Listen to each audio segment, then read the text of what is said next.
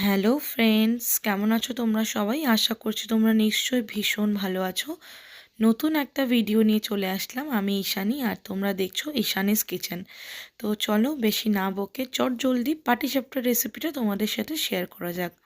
প্রথমেই একটা বড় জায়গার মধ্যে ময়দা, চালের গুঁড়ো, দুধ আর চিনি দিয়ে ভালো করে একটা ব্যাটার রেডি করে নিয়েছিলাম। একটু পাতলা করবে, একটু ঘনত্ব রাখবে, খুব একটা বেশি পাতলা করবে না, তাহলে পাটিসাপটাটা তুলতে অসুবিধা হবে। তারপরে একটা তাওয়ার মধ্যে ভালো করে তেল দিয়ে তেলটা ব্রাশ করে দেবে।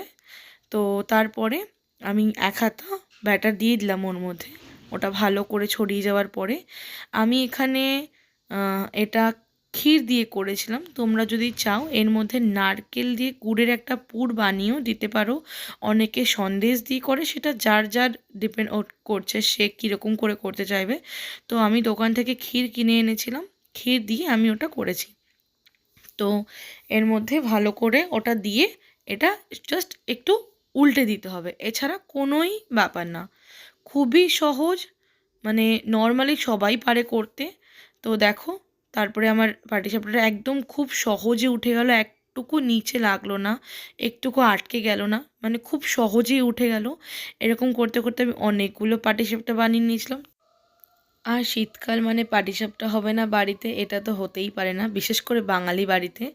নিশ্চয়ই তোমরা সবাই পছন্দ করো, সবার বাড়িতেই নিশ্চয়ই হয়ে থাকে।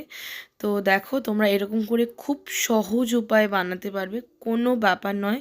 অবশ্যই বাড়িতে ট্রাই করে আমাকে জানিও। তো আজকের মতন টাটা, এখানেই ভিডিওটা এন্ড করছি। ভালো লাগলে অবশ্যই একটা লাইক, কমেন্ট, শেয়ার করে দিও।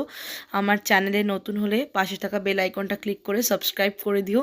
আর এরকম আর তোমরা আমাকে এত এত ভালোবাসা দিচ্ছ ফেসবুকে, তার জন্য অসংখ্য ধন্যবাদ। যারা ভিডিওটা ফেসবুক থেকে দেখছো তাদেরকেও বলছি, আমার পেজটায় নতুন হলে অবশ্যই পেজটা লাইক করে ফলো করে দিও প্লিজ। আজকের মতন টাটা, দেখা হচ্ছে নেক্সট ভিডিওতে। সবাই ভালো থেকো।